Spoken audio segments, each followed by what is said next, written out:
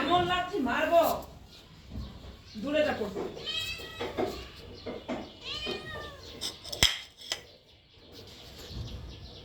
চাউলঘাটে থাকবি, গ্যাস নাই কিছু নাই, খড়ি চুলায় রান্না করবি, টাকা ইনকাম করবি কোথায় কি জানি।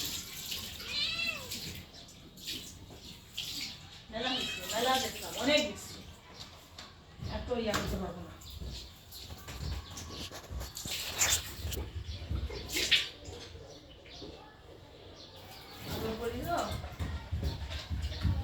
সকালবেলা সব বিছনা পোশাক করা,